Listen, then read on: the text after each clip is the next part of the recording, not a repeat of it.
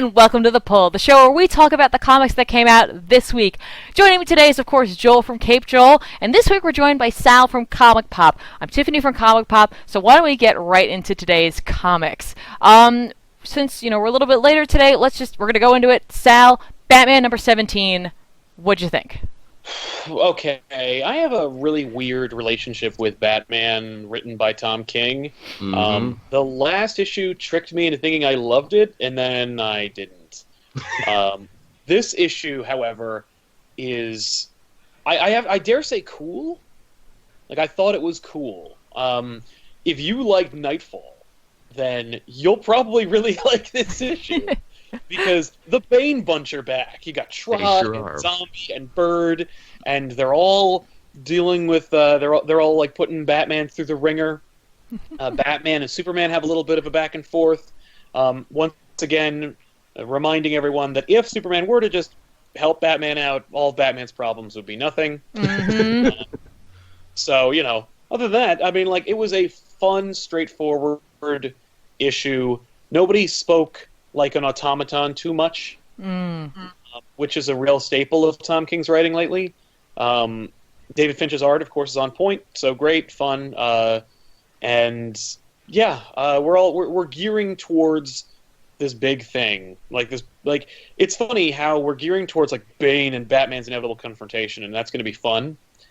But everybody who I know who reads comics cares more about like the inevitable, like, huge war that's going to happen for that Batman's preparing for, that we get hints of in Detective and in, everything else that has Batman in it. Right. Justice League America Rebirth, for example. But yeah, it's cool. I dug it. I enjoyed that Bane has stopped dressing like a total doofus now. He's lost the movie coat, he's lost the dumb Arkham tanks, and he's just back to roided up luchador in a black tank top. That's it. I've loved the Bane outfit since it debuted. It's a great look. I can't remember if it's called Vengeance of Bane or if it was the other one, but in any case, when Bane first showed up, he looked awesome, and he has the simplest costume. It's literally like a workout leotard. And a really bitchin' mask. Whenever, I remember, a year after Bane was created, they debuted him in the cartoon show, and for whatever reason, they were like, let's give him lips and a nose. And I'm like, no, Bane looks cool because of the full, covered mask. And every time that, anyone wants to handle Bane, they're like, what if we messed with his really great design? And so I'm happy to say that, they fixed it. Yeah. I was going to say, the Bane bunch has gotten a great redesign, too. Never did I think Bird, Zombie, and Trog could look cool. No, but they do. I dug it. I like everybody's design. It was a cool book. I had fun. I forgot how much I don't like Tom King's Batman. That's how much I enjoyed it. Well, that's awesome. I mean, it seems like he's building towards something, and hopefully there'll be a payoff. I think it's just going to be a big fight. Yeah, but hopefully because it seems like it's been a lot of even though we're barely into this, I don't know, this was just an ante up, and I feel like he's going to be doing that until either it pays off or it fizzles out. Yes. Let us not forget the cool shit spoken by Psycho Pirate in this issue too. Oh, I can't take it anymore. Oh, so many worlds and universes. I can't take it anymore. Yeah. Yeah. And of course we know that Tom King is writing the Batman portions of the upcoming Jeff Johns, Josh Williamson, Batman Flash, Watchmen, Flashpoint event. Right. And so having Psycho Pirate is no coincidence. It's no accident. This is definitely an essential tie-in to the Batman wing, no pun intended, of the Rebirth story. Nice. All right, so you guys are kind of, I know, Joel, you've been kind of on board for this arc. Sal, you've been kind of I don't know about this, but seemingly you're looking forward to seeing where this is going. Yes, I think it'll be a really cool fight. All right. This one definitely, kind of won me back after I Am Suicide and the two-part Catwoman one losing me. I don't know what Catwoman's doing still hanging out in the periphery of this story, if I guess just to become another person who gets kidnapped by the Bane bunch. Well, she certainly is. Yeah, right? So they keep going back to that orphanage too. Oh man, this orphanage is so important to Catwoman now when it wasn't. Well, and now it is. It's filled with cats. Okay, enough said. That's the moment that won me over. I'll tell you that right now. Referring to it. If we want it to become an essential portion of her character, then we can't not refer to it every chance we get. Right. I guess. Well, how about we move away from Batman for a little bit, because I think he's going to pop back up at some point, or at least other things related to him or the Bat family, and check out Marvel and Mighty Thor number 16. Joel, that's all you, man. This is all me. Well, this is the second part of the ongoing Asgard Shi'ar war. In the previous issue, the Shi'ar, they just blew right on in. Didn't kill anybody, interestingly enough. They only took Thor, Jane Foster, back to their home world. And the reason they have is that the Shi'ar gods apparently have a wild hair up their ass now about proving that they're the greatest gods in the universe and that everyone should worship them and no one else. And because of that, they've brought Jane Foster, Thor here, god of Midgard, god of Asgard, to essentially prove that they're better than her in every way. And hilariously, Jane is just not having any of this. She's like, really, guys? Really, you did this? But the Shi'ar take them super seriously. In fact, they completely slap around Gladiator. And it's like, oh, well, geez, if they can slap him around, and if Gladiator's like, oh, I'm sorry, my gods, I'm so sorry, then they must be a big deal. And so they challenge Thor to God games, essentially. They're like, look, we're going to have a giant tidal wave. We're going to kill all these people on a beach. But you know what? Because we're such great gods, they're going to flock to our temples and they're going to worship us and be like, we all need to come together and pray now because that's how good we are. And Thor's like, you are psychotic. I'm going to save these people. Right. So she does. And then the people are like, oh, we love you, Thor. We'll name our children after you. We love you so much. And they're like, she cheated at the God games. And that's really what this is now. It's these gods getting into a big, giant, theological dick measuring contest, essentially. Oh, Okay. that sounds cool. I mean, like, I like the idea of pulling that element in there because, like, Thor's always had the is he a god? Is he an alien? Is he like whatever? You know what I mean? So I like that they will go back and forth and like bring it back around to that. They even go one better. Jane's like, look, I've been all over the universe. I've met multiple gods from multiple different pantheons, and here's the thing about gods. Everyone thinks they're the real one, but you know what? I don't think there is a real one, and then just leaves. That's awesome. That sounds awesome. It's cool, even more so. Nice little bit of continuity. They bring back the God of Bombs from the God Bomb arc all the way back at the beginning of Jason Aaron's run. And I can only imagine that little guy showing up isn't a coincidence. Of all the pulls, why would you pull them? Right. That's really cool. So between this, are you reading the Odinson book? Sure am. Which one is your preferred Thor at the moment? Oh man, that's like, which child do you love more? They're both really solid right now. In fact, I think this is a great time for Thor because there's something for everyone. You can have the mythological, fantasy-inspired Thor stories with the Jane Foster book, and he can have the more cosmic stuff over with the Odinson book right now because he's fighting Thanos and the Collector and everything else. Although, admittedly, fighting the Shi'ar Empire is pretty cosmic too. But hey, that would be a fun way to bridge these two books back over again. Yeah. Because they seem to be hanging out in the same parts of space. Imagine when the Asgard, Shi'ar Empire war kicks off. They're like, oh, we're losing. Who's going to save us? Hey, it's me, Odinson. Got a new hammer. I'm home, guys. That would be cool. Yeah. It'd be really cool. I bet if I had to put money on it, that's how this story's going to end. That's cool. I like that. So, would you recommend it? Oh, most definitely. Cool. We actually have like back-to-back Aaron books because I'm gonna tell you guys about Doctor Strange number 17 because I love Doctor Strange and I love this book. Every book I feel like has been like my favorite recently. Like every time I'm like that's the best one yet. That's the best one yet. This one was amazing. It basically we pick up from issue 16 in the wake of Doctor Strange essentially losing Wong. Not dead, but he's just not there anymore. And Magic's totally like returning to the world, and Strange is like trying to keep the Sanctum in order because that was Wong's job. So like that's a disaster like at all turns. Keeping the world in balance, which he's completely like thrown to the wayside because all he cares about is finding Wong. Like that's it. That's what he's concerned with at this moment. Okay.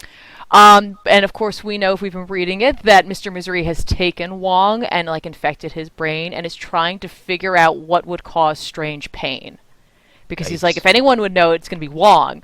So Strange like reaches out to his fellow magic users, so they go to the bar with no doors, of course. And before he really gets any information, Man-Thing shows up.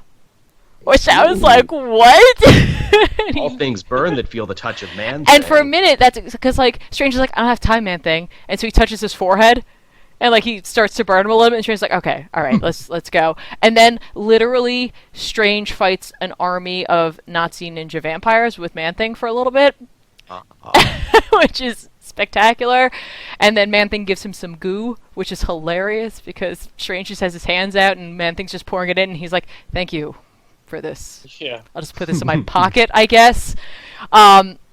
Misery figures out that like the best way that he can hurt Strange essentially is by taking his past patients, ones that he performed brain surgery on, and giving them tumors again, but like they're like magical tumors essentially, so they're like deforming their heads. And that's not cool. Yeah, it's not cool. And all of them simultaneously show up to the hospital, and one of the doctors there tries to perform surgery on him, and seemingly that person explodes. So they figure out that Strange is the key, that like he's the only link between all of these individuals. They call him up, he shows up, and he's just like, okay, this is bad, but I can fix this. I'm gonna like essentially perform surgery on them again. He figures out the goo that Man-Thing gave him probably has a chemical in it that can help, and then he needs a little backup, so he calls a friend who shows up right at the end. And since it's a Jason Aaron book, it's Thor. Hey. I was like, how exactly is she gonna... What is he expecting to come out of this? I don't know, but they're going to be fighting together. And I was like, this is great. This is exactly what people were kind of hoping would happen, because Aaron's writing both of them. So he's like, let's put these two together and see what happens. Interestingly enough, Aaron gives a little like jab at the Marvel Universe in this book, because when they're trying to find Wong, he has Zelma reach out to like the authorities, and then like she makes note that she's like, I've called 4 of the 17 Avengers teams. And meanwhile, like Strange is like, make sure you call all of the Captain Americas, all of the Iron People, I don't care. And I'm like, that's funny how aware he is.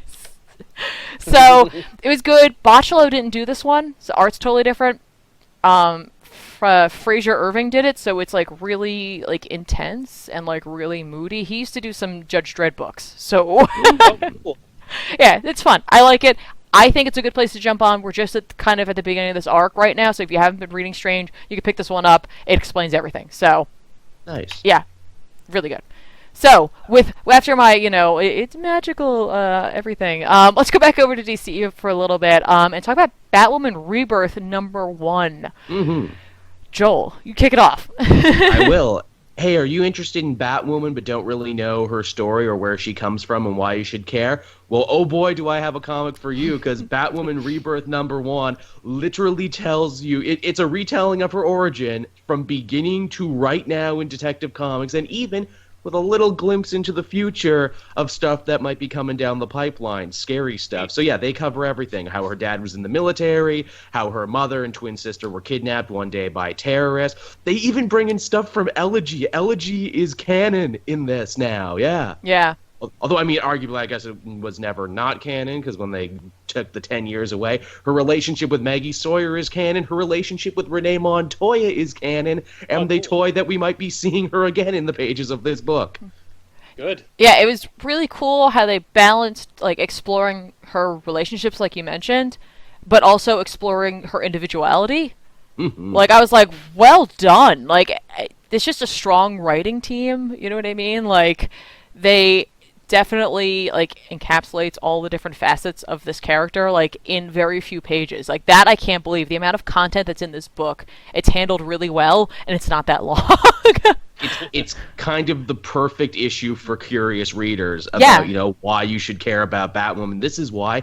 And, wholly unique voice. Like you said, I love that they really do capture the way she speaks, and it's unlike Batman. It's unlike anyone else in the Bat family. Yeah, exactly. And like it's interesting because like any new reader could pick this up and be like, okay, I'm ready to get into Batwoman, but it might also spark your interest because like the more you like, I have read some Batwoman, but not a lot, but I've always been very interested in the character, so I'm very interested in reading this series.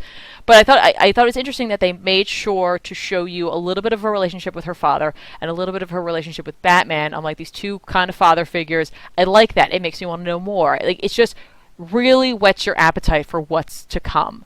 And then on top of it, like, the art is amazing because, what is it, Epting's? He's doing his own thing, but he's also kind of giving an homage to the New 52 run, which was, like, nothing I've ever seen before in a Bat book. But in this, there was, like, little hints to that, and I was like, well done, especially with some of the panel shapes and all. I was like, that's nice. That's nice that you did that. It was really pretty, and I'm really interested about some of the stories they're telling down the line because they foreshadowed the return of Alice, who is her twin sister, who went crazy and now speaks only in Alice in Wonderland quotes. That's her gimmick. Yeah, and I loved, it's funny about that because when they show that scene of her on the boat, there's ice sculptures, and they're the Disney Alice in Wonderland ice sculptures that are on the boat. I caught that. I was like, first of all, you don't have the rights to that. No, they don't. You're just hoping no copyright lawyer looks closely at that. Exactly. But it was a great book, and it did everything that a Rebirth issue should do. It got anyone, I think, who has been reading Batwoman excited. It got people who've never read Batwoman prepared. And literally it's just like, are you ready for this? Because here it comes, and it's going to be awesome. Pretty much. They do a great job selling the character where it's like, no, she is big, she is bad, she is important, and you can read about her adventures now. Exactly. And, she's a really approachable Bat family member. Indeed. I hope her book lasts this time. I know, the Hayden Blackman run. I love Blackman. His thing, he went out on kind of a crazy note there because he kind of fought with management about how the book should go. And then they got, who's the replacement guy they got? Oh, he does all those shows. Manhunter, the guy who wrote Manhunter. Sal? Oh my God, this is killing me. Not Martian Manhunter, but the hero Manhunter. The chat will let us know. Great, of course. That guy, he did a run. It went more, kind of magical and monstery for a bit, and then it just kind of petered Mark out. Andreyko? Thank you, Mark Andreyko. Yes, that's okay, the guy. Guys, we got a subscriber. I don't even know what we do. Mr. Burnett44 just subscribed. Thank you. I don't know. It was a weak splooge, Joel. A real weak splooge. It was a weak splooge. Sal said thank you. We really appreciate that. And Joel and Rob owes you a splooge, so it's coming. We should think of a unique thing for the pull. Yeah. Because splooge is more of a weekly pull thing. The pull, Yeah, we need something else. We'll workshop that one. We'll workshop that one. Like Batwoman differentiates herself from the rest of the Bat family, we too need our own unique voice and unique thing. That is correct. So basically, I think Joel and I can both say that Batwoman Rebirth #1 is a definite pickup. Get yourself in on the ground level here. Find out what's happening. If you've never been interested in this character, this is the issue to pick up. Absolutely. Okay. So Sal, Spider-Man, not the one that everyone might think we're going to be talking about, but Spider-Man #13. Yeah, Spider-Man #13. Bendis and Pichelli. I love Sarah Pichelli's art. I think she should be a superstar artist, or at least considered to be one. The art in this issue was frustrating. I don't think that Pichelli either likes the Gwen costume or wants to draw it, because it's really unflatteringly weird in this book. But that's like a quick little nitpick. This book is so unessential, I think I'm going to quit this book entirely. Yikes. We've spent the last 2 issues, maybe 3, in Miles's dorm room, him talking about what happened in a flashback. It's been real rough for Miles. And I don't care about anything that's happening in the flashback or in the dorm room. Oh. It's just so unessential. Like, it is offensive how little is actually in the issue, how much it costs, and what little stakes there are. Just no. It's just a complete pass for me. And I think I'm just going to have to pass the entire... I'm done. I thought that Bendis writing his own creation and having Miles, okay, I think we can all kind of agree, putting Miles in this universe was probably a mistake. Because I liked it when it started. I don't think it works. I don't think he works. He is redundant at this point. He's not doing anything that, the original pitch was, Spider-Man is, Dan Slott's doing a lot of crazy stuff with Peter Parker. But if you want, street-level Spider-Man stuff, you get Bendis' Miles Morales Spider-Man. No, that's not what this is. This is a drama about this kid and his weird family, and that's it. That's not a Spider-Man. Like, it's not quite what they promised it was going to be, and it's not giving us any... Like, Miles isn't doing anything, despite the fact that he's an interdimensional, like character now who is doing all kinds of...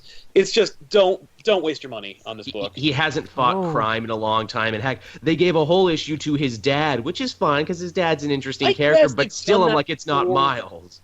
They did that already. Like, they've given whole issues to, like, his grandma and his dad and his mom and, like, their relationship. Like, how about you do an issue where Spider-Man fights criminals in New York?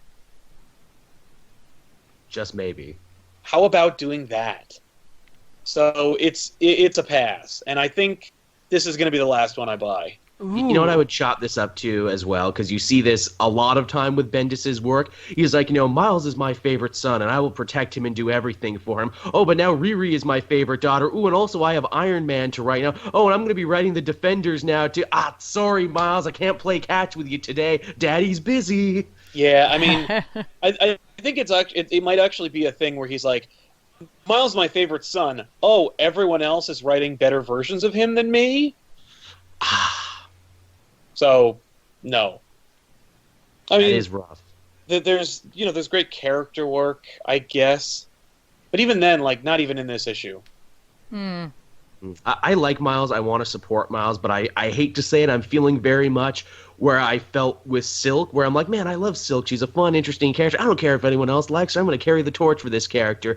Then she got into that big crossover. It's like, okay, well, if you want to keep reading Silk, now you got to pick up all the other Spider-Woman books. I'm like, but Silk, though, I don't... Okay, I'll leave it and come back to... Oh, no, I never came back to it. Yeah, that's what happens. And I don't want that to happen with Miles. I don't go, okay, now you got to pick up these other Spider-Man books you might not be reading, but Miles, no. Yeah, no, he's redundant. So it sounds like you're not a big fan of this. No. Obviously, as you said. Can't recommend it. And that, I'm gonna read it, but Yeah, you know what it is? Like, there are some people who, like, are gonna love what they're doing with Miles, and there's gonna be others who aren't as big a fan, so... And that's okay. Yeah. And that's okay. We're gonna see where things go. Marvel's making some changes, so... And we'll go from there. Yeah. The chat's telling us... plan is, they just announced that big Generations thing, and they keep threatening that they're going to do some big thing between Peter and Miles, and like... Well, it's been a long time, guys. Well, the chat's telling us right now, apparently the Silk book actually is more street level, and she actually does fight crime in her book.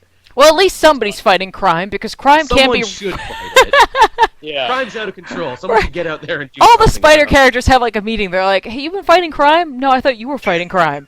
I'm not fighting crime. No, I'm having an emotional adventure with my dad.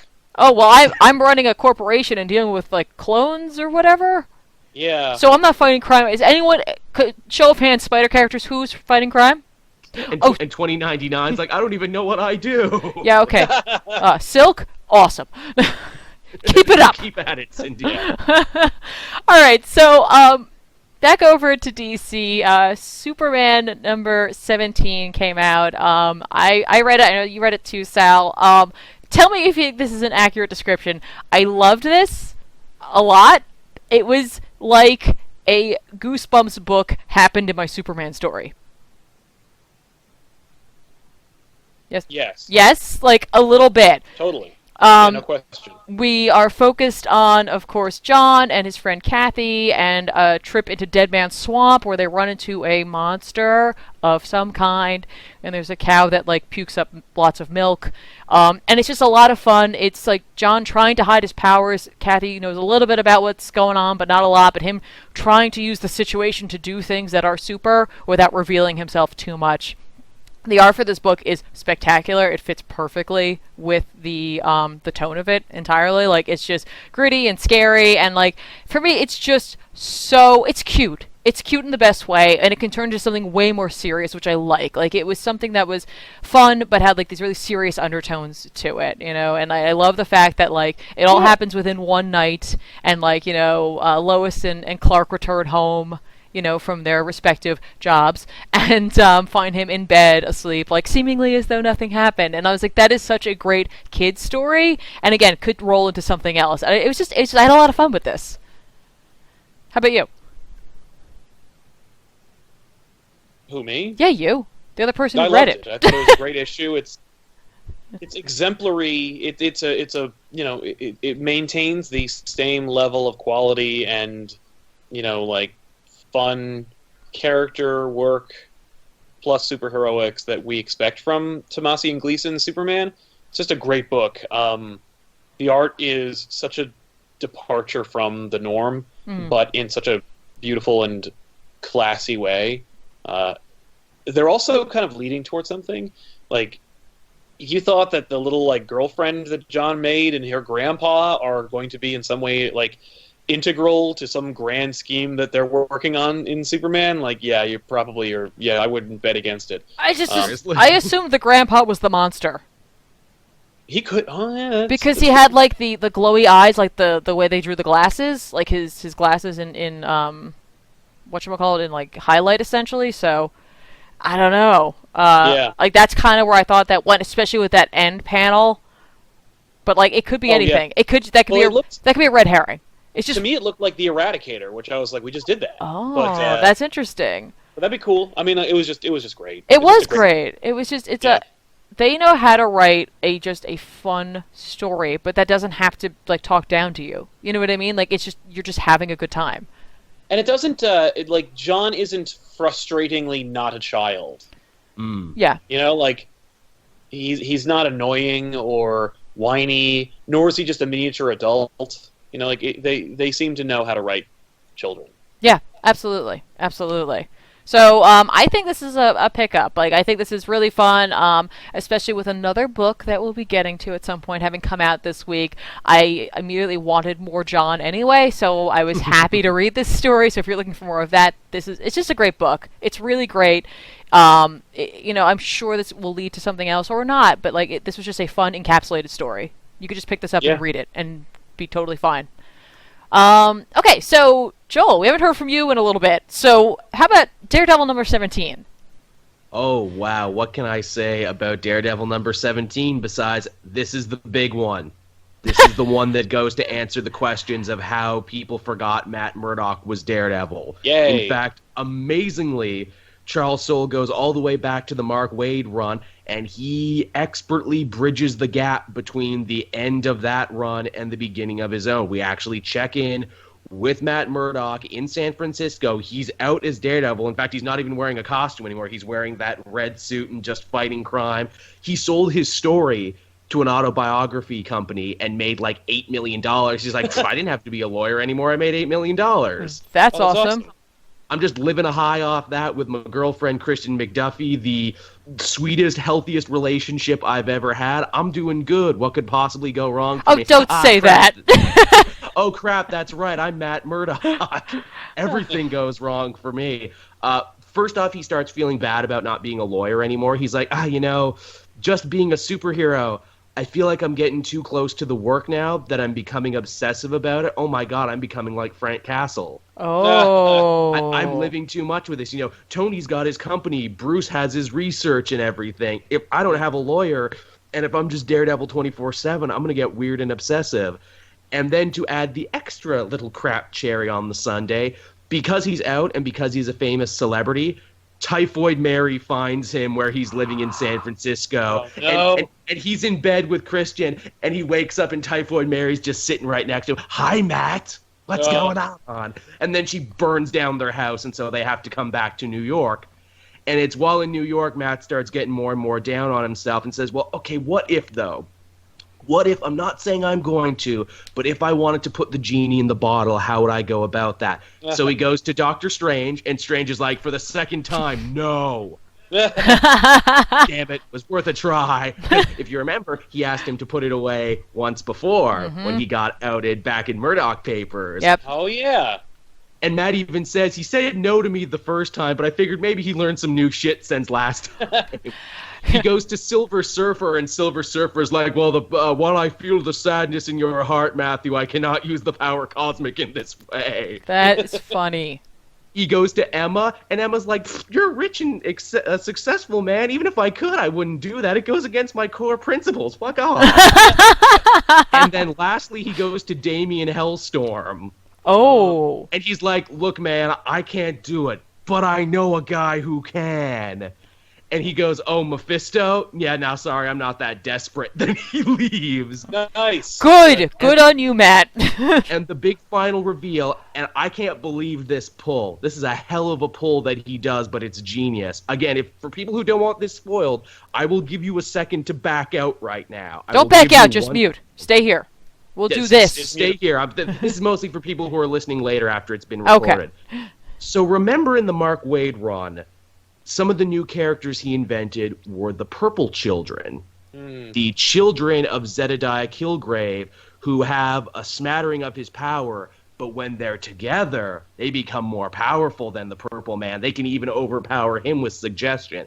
The Purple Children show up at Matt's doorstep one night, and they're like, hey, we heard you needed something. Yeah. Because they owe him a favor because he rescued them from themselves and rescued them from their crazy evil father. Right. And I'm like, so this is how they do it, huh? He uses the power of the children to force everyone to forget. Wow. Are we What a pull. Are we spoiler free? Yeah, we're free. Okay. That's awesome. That's we're all clear with spoilers. We're good. So, Joel, I know you've been loving Daredevil, and it seems like it hasn't disappointed yet.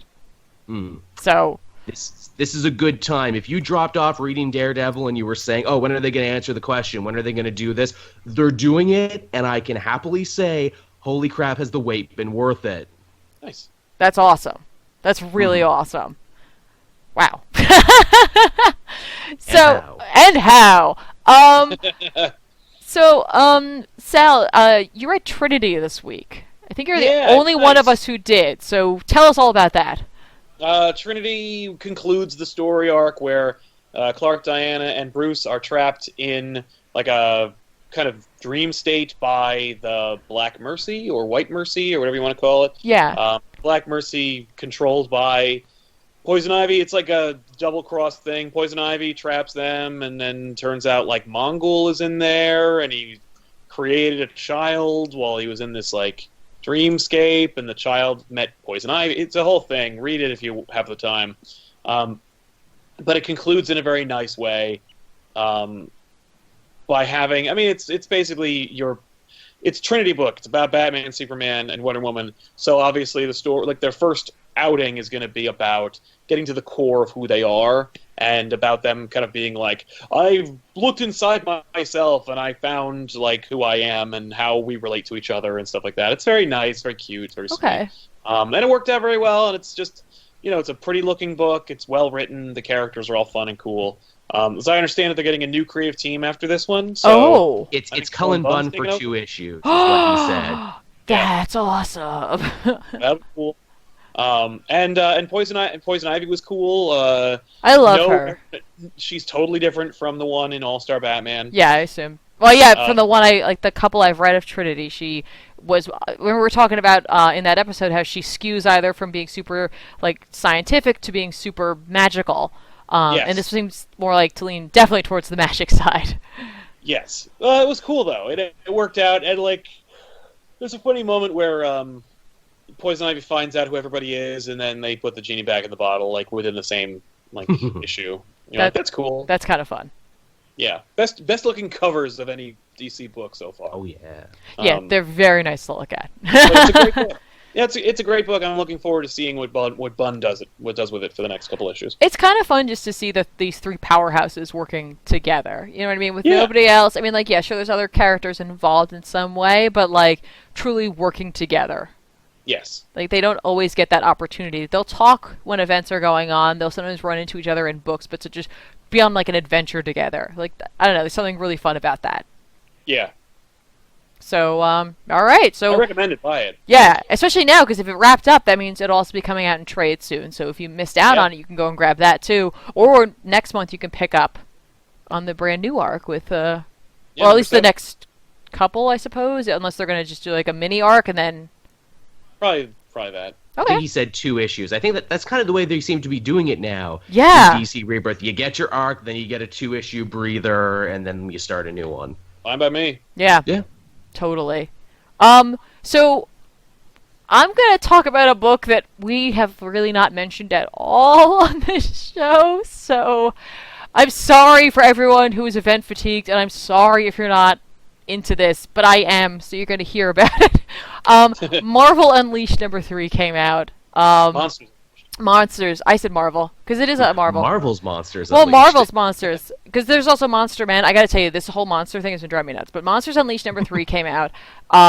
This time with art by what is it, Leniel Yu? Yes. I never know how to say that man's name correctly, and I never will. And I assume, I'm assuming he watches this, and he can just correct me at any point in time. Just let me know. Drop me a line. And I love his art. It's fantastic. I love it. I really like Cullen Bunn writing this. I like this story a lot. So let me tell you a little bit what's been happening. Have you guys been reading this at all? I read the first issue, and that was it. Okay. I read the half of the first issue. Okay, so the first issue, awesome. Monster fights, cool. Monsters are attacking. All the teams around the world, Champions, Inhumans, X-Men, Avengers, all the different Avengers teams, Spider characters, they're all working together to fight back the monsters. Issue 2, more fighting, more awesome. We see, Alpha Flight is in space, correct, right now? Yes. Yes. Alpha Flight's up there. Abigail Brand is helping. They're trying to, stop the monsters as they're, raining down before they get there. They're trying to pinpoint the strongest ones before they hit the Earth. The Guardians end up in a bit of a fix where they defeat a couple of monsters with the help of the mighty Thor. And right before she leaves, they realize a whole bunch of monsters have fallen beyond the city limits, and they're going to be coming right into the city. So they call as many teams as they can, and they all show up, and they're like, we're kind of screwed. And then another group of monsters shows up and flanks them, and they're like, we're really screwed. But in this issue, we pick up right from that. It's just monster teams just surrounding our heroes, and they are... This is so, they're just heroic. They are, you know what I mean? We see in earlier issues, Captain America, not Steve Rogers, doing his thing. He's contacting other groups. They're, he and the Vision are, sending people places to make sure there's enough coverage everywhere. They recognize that they've been doing this for, 48 hours. Now it's 60 hours. They're like, we can't keep this up, but we have to. So they're surrounded by monsters, and essentially they're like, well... You take the left, I'll take the right, let's go. And all of a sudden, the monsters that just showed up, which includes monsters like Fing Fang Foom, launch over them and start fighting the other monsters. Oh shit, good monsters to fight the bad monsters? That's exactly This what is a it kaiju is! movie. So as it turns out, these monsters from outer space have shown up to take over, essentially, and the monsters that are already here are like, oh no, we're going to take over the Earth at some point. You newcomers, no, I don't think so. So for right now, we will defend this planet. And they have this awesome fight. Elsa Bloodstone shows up after all said and done. Because the fight ends, the good monsters disappear, poof, gone. And everyone's like, what? Elsa Bloodstone shows up. She's got the kid, Kay, who has been the one who was at the end who was drawing.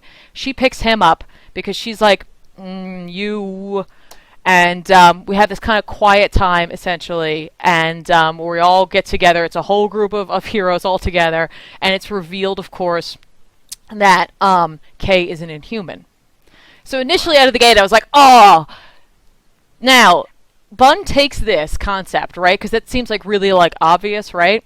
And he turns it for me into a thing of myth and legend, which fits directly into monster movies, essentially, because they bring Karnak in, and Karnak's like, hey, let me tell you something. Back in the day, on, other planets where there were other Inhumans, this has happened before. Monsters show up, and essentially they're making way for, the Leviathan Queen to come and take over the world. So they're, going to thin the herd, right? And that's happened before, and when that did, one Inhuman stood up because her ability was to draw stars like constellations, and monsters would show up and help to fight, right? Now, she lost, right?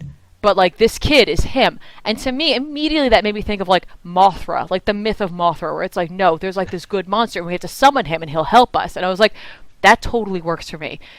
Your feelings about humans, like them or not aside, like that fits right into the idea of this being just a monster movie.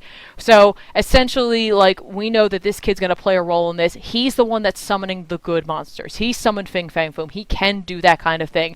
They get annoyed at him for doing it, of course, which is hilarious because they're like, could you please stop? This isn't like the Candyman, okay? I have no desire to be here. So at one point he draws Devil Dinosaur, so Devil Dinosaur shows up, Lunella's there. Lunella, we've seen earlier in the book, she's figured a couple of things out. And we have this great interaction between Kay and Lunella, because they're left alone for a while. I don't know if you know this, Bun is great at writing kids. Especially, like, he really is. He's fantastic. So they have an incredible, like, child conversation, which I was like, this is exactly how kids talk. But she's very intelligent, of course, right? So she like, figured out their language, and she figured out that something is coming. And we leave it off where some of the Leviathan Queens, essentially minions, have come back and shown her. They're like, there is a resistance there. And they show them all the different hero teams, and they show them all working together, and they show her the kid and all that. And she's like, we've dealt with this before, and we'll do it again. Send everything. And that's how it ends. And I'm like, we have 2 more issues. Oh. Oh, this was a short one, ultimately, wasn't it? Yeah, like, it's only a 5-issue series. We're on issue 3 already. It is literally a monster flick, and I'm loving every minute of it. I really like it. I'm glad they did the changing artists, because we're getting everything on time. You know what I mean? Like, the book is just coming out. It's fast-paced. It's fun. Spider-Man's in it. He's fun and quippy. That's nice. Yeah, he's having a fun time. He's enjoying himself. My only qualm, of course, is that every person who draws Doctor Strange in these books draws him in his old costume. He doesn't have that anymore in the Aaron run, so... What are you going to do? But I like Monsters Unleashed. I think all said and done, if you're not part of this right now, pick up the trade for this. It's just fun. It's just a nice, like... It's literally like a summer movie. You know, it's just monsters fighting monsters, superheroes being superheroes, working together, having fun, as much as you can when you're trying to save the world. But, yeah. This does sound like one that will read better in trade from what you're telling me. I've enjoyed it in the individuals, but I think people were so event fatigued they didn't want to jump on. So, like, I think there's no problem at this point if you want to grab the trade. It's not going anywhere. It's not going to be canceled. It's 2 issues out. You know what I mean? Like, it's okay. Yeah. But I've been loving it. So I look forward to issue 4. Nice. So now that I've gone on for forever, Joel, tell us about Captain America Steve Rogers number 11. So this is the continuing story of Captain America Hydra Sleeper Agent that will eventually lead us into Secret Empire. Interestingly enough, this book decides to go in kind of a different direction and tells a story in many ways focused more on, Helmut Zemo. In fact, his face is even on the cover. And so here's the thing, right? In Captain America's rewritten history, Zemo was his best friend. He was his Bucky, essentially. They were at evil boarding school together. They stayed up all night talking about girls, painting each other's nails, all that other good stuff. Only here's the thing, though. Cap had his memory rewritten. Zemo didn't. Oh. And Cap has been keeping Zemo hostage this whole time. And he's been telling him, like, why don't you remember? We were friends. We shared everything together. I know you say your father's a monster and that's what made you become a villain, but I knew him. He was such a good guy. He gave us candy. And hey, I know you're a lot younger, but I mean, you're just like, they shot you up with formulas and everything, and time's been, whatever. Look, that doesn't... Basically, Cap is figuring out that it doesn't make sense, that this vision is starting to not really hold together, but he has to hold it together. And Zemo, there is so much amazing artwork done, because obviously we don't see Zemo's face, we see his emotionless mask, but the gears are turning in his head right now, and he's like, has Captain America gone completely insane? Does he actually think we were friends? Yeah, man, we're friends. Bring it in, buddy. Yeah. I'll help you with whatever you want. That's awesome. That's basically what it is, and I'm like, that's so smart. He's the only person Captain America is willing to trust yet with his secret, who's not already brain rewritten by Kobik. But Zemo is such like a freaking, opportunist. He's like, yeah, I'll ride this, see where this is going. Yeah, that's awesome. There's that. They also kill a character in a flashback that I wasn't expecting. It's a character they could get away with killing, but it was kind of a big moment of like, whoa, didn't see that coming. And what other cool stuff is there? Oh, Sheriff Taskmaster comes back, who you remember was sheriff of that like supervillain city where the first issue took place. So last time we saw Taskmaster, he was digging through Captain America's plane wreckage trying to find the black box of the plane, and he does. And he finds Captain America killing Jack Flag and saying Hail Hydra. Nice. And Taskmaster's like, oh man, what do I do with this? And then in a beautiful Nick Spencer thing, Black Ant, the evil Ant-Man. Yeah. Grady shows up on his shoulder and says, I'll tell you what we do, Taskmaster. We get fucking rich off this is what we do. And I'm like, awesome. I love that, like, Nick Spencer, he obviously he's gotten a lot of play in the news for this high-minded political commentary and drawing stories from the headlines. He's really funny, and I'm glad he reminded everyone in this. No, I'm funny, and in this story, we're going to have a fun road trip with Taskmaster and Black Ant trying to make some money. That's fun. That's really fun. Yeah. This one's another winner. There's, man, like, every issue of this series, it's never not boring. It's always like, no way, they're doing that now. I can't remember the last series where every issue has been so layered and had such a plethora of features. It'd been like, well, what are they going to do now? Right. Especially, I guess, for people who are interested in Secret Empire coming up, you might want to get on the Captain America bandwagon if you're not already. Just to let you know, just so you can see the lead up to it. Because sometimes that can really help. It gives you a lot of context. Oh, yeah. Yeah. So go grab the Captain America. Support Hydra Cap. Until he's gone. Until he is gone. So, limited. He's a limited run, essentially. So we got a couple of highly anticipated books to talk about on this show, followed up by an indie book, so I apologize.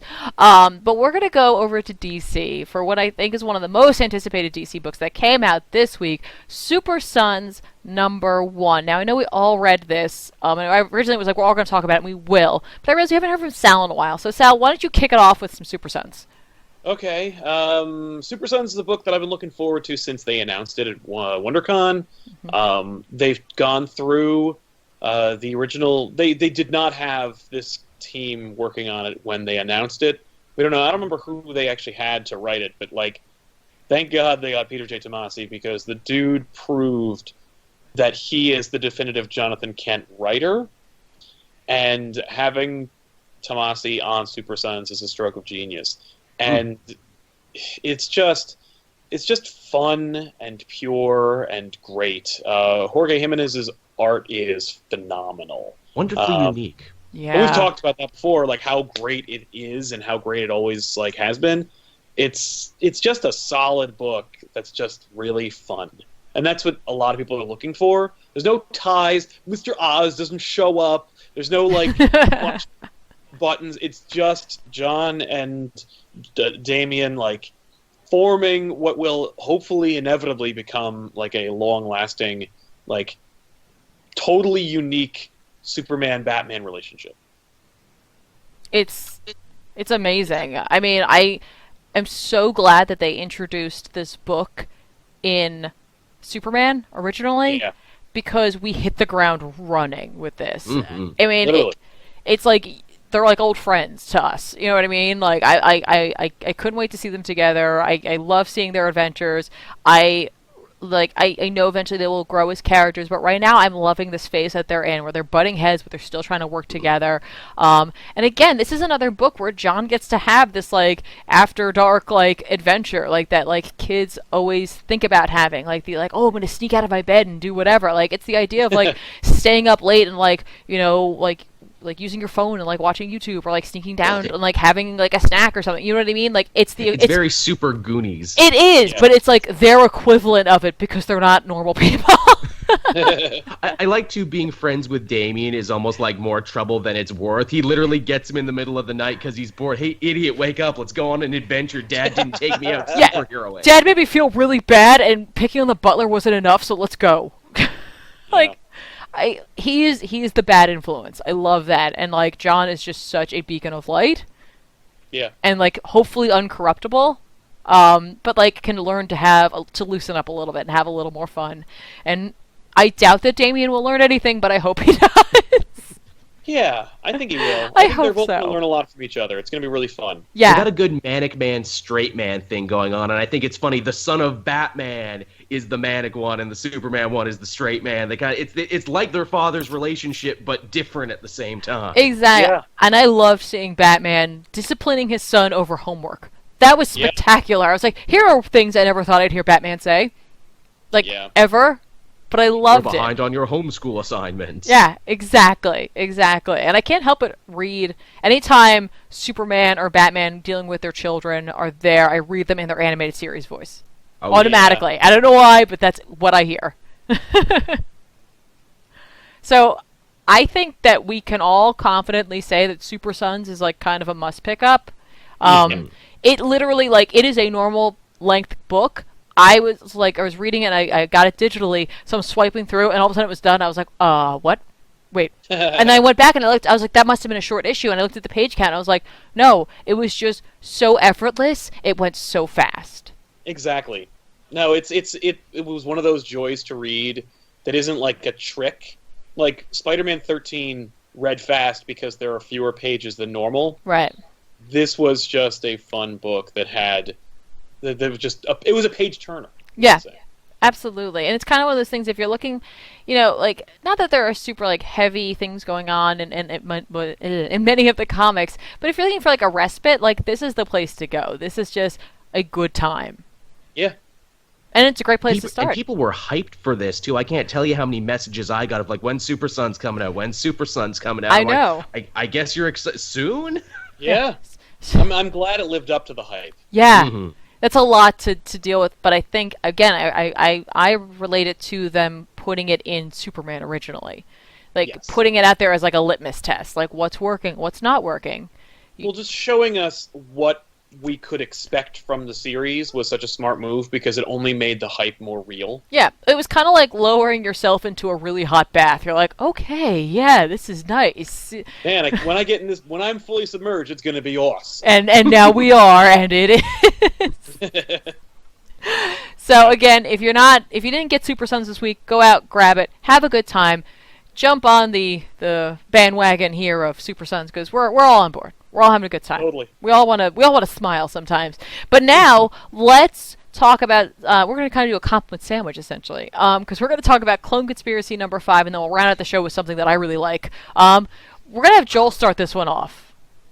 Oh boy, what a roller coaster Clone Conspiracy has been of, the occasional up, some good ideas, but more often than not, a lot of downs and a little what are you doing? And I think the roller coaster thing actually works very well for this issue because it just moves too goddamn fast for its own good.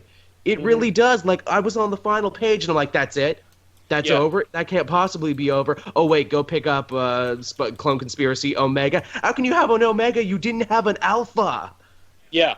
Nope. You could have just added more pages, but I ran out of room, and you really ran out of issues. Like, the things that Slott set up with Clone Conspiracy, you had a supplemental series with Amazing Spider-Man, which you co-wrote. You had a mini-series that you could plot ahead of time, and you still cut corners and hand-wavy explanation to the end of the damn story. Yeah. Like, the solution to their problem is imagined by a smart person who says, I figured it out. Yeah. We don't see how they figure it out or what it's all about. We just see that they figured it out, but I'm going to need your help to help me implement what I figured out. And then Spider-Man technically helps Anna Maria implement her plan. Because maybe Spider-Man should do something in this Spider-Man story. Right. And they save the day. Like, what the crap was... Like, what was the point of wasting time with all of these, like, false flags and, like, ideas about bringing back Uncle Ben from the dead if he was never going to even... There was never a moment where Spider-Man... Where you doubted Spider-Man. And it was funny how... There are so many weird connections to things that are so fundamentally not Spider-Man. Like the things that Dan Slott like made manifest when he first started with Spider-Man, where he's like, Spider-Man's a smart guy, dude actually like invented web shooters when he was 15 years old. Like, he's a prodigy. We should realize that and give him a job that like reflects his intelligence, and that's where Big Time came from, and it's great. Then he just gets further and further away from what makes Spider-Man who he is, to the point where it's like, okay, so Spider-Man, like, he travels through dimensions, and he has friends from alternate realities, and he's got clones, and these clones are also, like, the other, and they have, like, mystical totemic connections to the web of life? Like, whoa. Like, how about, like I said before, he just stops criminals from snatching purses? Or, like, how about he uses his vast company to, like, do Iron Man-y stuff? If you're going to make him Iron Man, like, have him be a philanthropist, make him anti-Iron Man, like, make him actually, like, losing money hand over fist, being, like, a philanthropist in, like, a really... He did that, too, early on. We just didn't see it in a bit. Right, but we don't do... Like, that's the problem, is that it's just never... It's the same problem they had when they put Aunt May in Avengers Tower, where it was like, Captain America and Aunt May are the same age. They should have a lot in common. And you have a scene where the two of them literally say that, and then we never see that explored again. Like, great ideas that are never explored. Mm-hmm. And clone conspiracy is an idea where I think it's hubris. I think it's a demonstration of, like, it's like what every great, long-standing Spider-Man writer does since the 90s, where they go, you know what I could do? The Clone Saga better. Yeah. And it's the same thing with Ultimate Spider-Man. Arguably did... But Dan Slott's like, I could do the Clone Saga better, and in continuity, too. And no. If you have to spend more than 3 pages in an alternate reality with Kane and Spider-Gwen in your Clone Saga Spider-Man book, you have fucked up. I will, and that story, that's another one that gets rushed ahead too. It's like, hey, weren't Kane and Spider-Gwen very integral? Oh, they just get thrown out a window and fight some goons. They're gone now. Hey, Dr. Octopus went good again and actually tag teamed with Spider-Man to fight the Jackal. Oh, now they're gone now, and Dust got to pick up the next tie-in to see how that ended. They even restaged the death of George Stacy, only now it's him dying in the arms of the clone daughter, and she's empowered by this to be like, oh, I'm not going to be a victim this time. I'm going to suicide bomb these goblins and kind of, not be a victim anymore. I'm like, those are some ideas I would love to see fleshed out, but this book moves so goddamn fast. I'm like, no, wait, come back, story, come back. Yeah. And then, of course, we kill off anyone who might have been interesting to resurrect. All the good characters. Yeah, but imply that we've resurrected, like, the big wheel. All the goobers. Like, nobody who anyone gives a shit about. Yeah, and honestly, with Gwen Stacy, the fact that she died off panel is either insulting to the character, where it's just like, anybody assumes she died, whatever, or it's insulting to the reader, because it's like, oh, she died, but she didn't. And it's like, no kidding, really? Like, those are the two options. Is either you were lazy and killed her off panel, or she's not dead. Yeah, if you think that they're not going to bring back... That Doc Ock isn't coming back, Ben Reilly obviously has his own freaking series. Which, how is that going to work? Because he was so evil at the end of this. Yeah, and he'll probably, like, just not be anymore. I guess. I don't know. This issue felt to me like a poorly written, like, Monster of the Week cartoon that needed to wrap up. And they're like, oh, well, we figured, like, this whole thing out, and nobody got to show it to you, or whatever. It was like the Sherlock Holmes twist, except then Holmes explains it usually. Right. It'd be like if the twist was implemented, and then it was over. Yeah. There's no scene where Sherlock and Watson go like, well, that was a crazy adventure. Like, no. I kept waiting for that. No moment. Like, and the last issue where Spider-Man, like, just tells Gwen you're a clone for 30 pages, unforgivable. That you grind to a halt with this issue, and you wasted all these tie-ins with nothing. And then, of course, he, admits at the end that he acts like she's not. essentially. He completely, like, 180s himself on that Oh one. yeah, he's like, yeah, I know the real Gwen Stacy when I see one. Shut up. So suffice it to What's say, shocking too is how little is actually changed by the end of this. They That's do right. plant some seeds that Spider-Man had to destroy his webware to get rid of the zombie signal and everything. But as you said quite eloquently while we were talking yesterday, Sal, if this was the real world, they'd just buy a new one. But because this is comic book land, that's going to be, Mark 1 in the downfall of Parker Industries, I bet. That's right. Like, well, I can't trust my webware if it explodes to save humanity. Like, that's how unrealistic in a clone conspiracy story. Like, nothing in it is realistic, but who cares? But that's the thing that stands out to us. Yeah, no, just a waste. It was a waste of pages and a total waste of money. yeah. Just real quick before we move on from this, because clearly Clone Conspiracy kind of limped to a halt for us. But I just want to mention it's not this. even to a halt yet. We still got 2 more books left. Well, yeah, but it was supposed to be. Hexbug 97. We don't normally do comments on this, but I have to say this because Sal's on the show. Says, "What if it's Ock who's in Ben Reilly's body?" Then I'll read it but they should have called it Superior Spider-Man because that's a title that people buy. Like that's a solid title. Scarlet Spider is a book that has proven can't sell and does die. Yeah.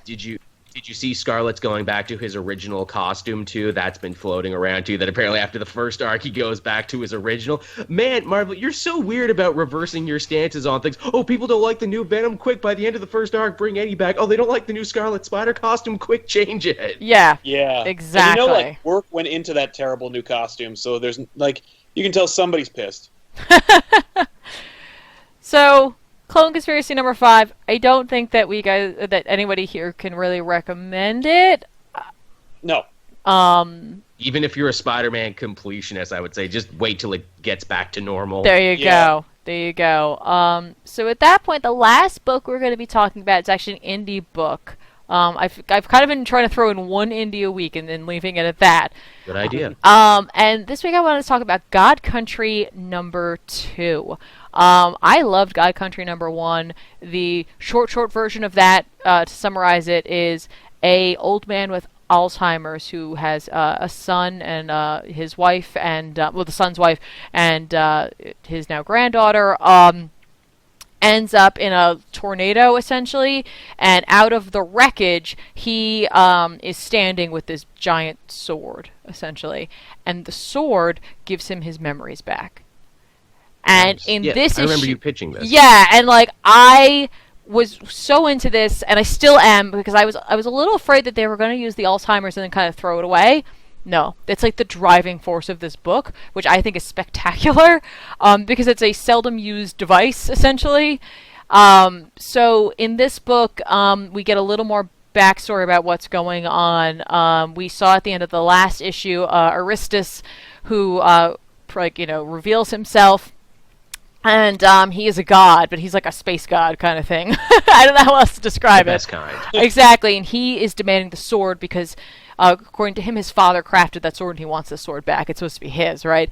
Turns out the sword itself is sentient. It's a god. It's the god of swords. It's like every awesome sword you've ever heard of. Because the grandfather Emmett, who is now the owner of it, says oh, it's like Excalibur. He's like, it is Excalibur, and everything else. And I'm like, that's awesome. Is it like Okay. Sting? The Cloud Buster Yeah, and all those other exactly. ones. I'm like, that's cool. And Lion-O sword. And Masamune and all those other Yeah, it's all ones. these cool swords. But essentially the sword has chosen him as a champion. And he wants him to, of course, act more in tune with that. And he doesn't want Aristus to take the sword back. The sword's nah, no, that's not what's gonna happen.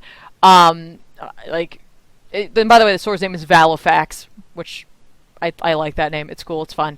Emmett's son is confused by all of this, but he's excited because his dad has his memories back seemingly, but there's certain things that aren't connecting 100% just yet. Aristus and Emmett leave for a little bit. They have this very long, drawn-out conversation about the sword, about the point of the sword, about the fact that typically when you are granted the sword, you have a cause to fight with it, and as long as it's honorable and noble, it's fine. But if it's not an honorable cause, that the sword will destroy you. essentially. Oh, Jesus. And he's like, so you could just relinquish it and it would be better for you, honestly. And he's like, he's thinking about it, and he's like, well, here's the thing. Can you fix me? And he's like, I don't like, what's wrong with you? And he's just like, and he's like, I have Alzheimer's. And Aristus is like, I don't know what that means, because I'm not from around here, so I don't know. So he explains the whole thing, and he explains how it's like I don't remember my name, I don't remember my children's name, like I can't remember like anything, and the sword fixed it. He's like, I'll be honest with you, up until just now, I just remembered that my wife died. And he's like, and while it's a sad memory, they're my memories, and I have a right to have them. And Aristus agrees. He's like, but there's nothing I can do for you. If you relinquish that sword, you will go right back into it, and you will lose everything again. Guess I'm keeping it then. And he's just like, I'm not giving it back. And he's just like, all right, well, it was really cool talking with you, but the next time we meet, it's gonna be, we're coming to blows. I'm gonna go back to my dad, my space dad, and do you have anything to tell him? And when he's like, yeah, and like when Aristus gets there, he explains to his father everything, and he's just like, well, what did he have to say? And he says, like, apparently it's an Earth thing, or from wherever he's from, and he says, come and get it. And I was like, I love this, because seldomly do you see the cause for going to war being to keep your memories, because you don't think about like how important are those. Like everyone's always like, it's the material, it's the land, it's the like a person, it's money, it's, you know what I mean, it's survival at sometimes, but like this is something that's so intangible, but it's wonderfully abstract. Yeah, but it's something we all desperately want, and to have lived through what he lived through, to not be able to remember someone's name, to see someone not know who they are, but know that that person knows you. Like I can't fathom that, and I have, like my grandmother kind of went through that a little bit. So like I love this concept of like this guy willing to go to war over this. And, like, he honestly, at one point, like, the house that he lives in is destroyed, and he uses the power of the sword to build it again. And his granddaughter is like, how come if he has, like, all this power, why are things still broken? And, like, that, I'm like, that's a great question. That's going to come up. I guarantee it. Like, yeah. It's how he remembers certain things, or things are not connecting 100%. Like, it's an awesome book. The art's really cool. It takes place in Texas, so, like, it's, like, this, like, cool, like, awesome color palettes, and like it's really like uses their inks to like create this kind of cool, gritty, grimy look to it, because Emmett himself is he's like a guy who lives out like on like a farm ranch style home, so like it just fits. And I cannot wait to see this old man go to war with these guys. So it's cool because it's got like the cool big fights and like the crazy characters, but it like just a lot of like heart to it, and like addressing something that is like a true problem. That's awesome. Yeah. So Image does it again, is what you're saying. Yeah, Image does it again, exactly. So I think that's pretty much it. I know people mentioned in the chat about Wildstorm. I didn't read Wildstorm. I know I said I was going to. I just didn't get around to it, but... Well, you can see me talk about it on DC Fans! There you go! Hey. I set you up and you knocked it in. There we go. So if you want to know about that, you can hear all about what Sal had to say about that very soon, everyone. For the rest, and Voodoo and all those other characters. Zealot and Maul. Is Maul in it? But not Midnighter and Apollo, if though. He they is, get to you hang don't out. see him. Okay, that's fine. So very cool. This is a good week, guys. We had a nice mixture of books this time, but like we've been kind of heavy one way or the other, so this worked out, I think. So hopefully everybody else agreed. Before we head out, why don't we talk about what is going on for the rest of the week for us, and of course where we can find you guys at. Sal, since you're not usually here, tell us what's up. All right. Hey, everybody. I'm Sal from Comic Pop, much like Tiffany from Comic Pop, but check us out over at comicpop.net. You can watch the newest episode of Back Issues, in which Tiffany gives us the rundown on Saga Volume 3, which was much anticipated. A lot of people asked for that episode, so here it is. So check it out. Go watch it. Also, the latest episode of the Weekly Poll is up, and tomorrow, an episode with me and Joel from the Elseworlds Exchange is going to be up, so you can check that out. And we'll probably release a letters page, which is our show where we open up letters and packages in front of our audience, from our audience. Probably on either like Friday, Saturday, or Monday. That's awesome. Yeah. And how about you, Joel? What's up? You can listen to the newest episode of the Comic Multiverse in its new home over on SoundCloud. I officially got one of them fancy schmancy shiny new SoundCloudy pages, and it's real good. Also, you can come to my channel, Cape Joel, and listen to my thoughts on all the different comics that came out this week. So there you go. Yeah. That is awesome. As for me, guys, I have all the same stuff that's coming out for Comic Pop as Sal had, but you can always find me on Twitter or Instagram at TheRealZoobs. That's me. Don't accept any imitation Zoobs. And thank you guys so much for hanging out with us. And thank you, gentlemen, for being here and talking about comics. It was awesome. Our pleasure. It was a pleasure. We do. And don't forget to come back next Tuesday for the weekly pull right here on this channel. And then also stick around for Thursday for the pull. But we will see you guys next time. Have an awesome weekend. Bye!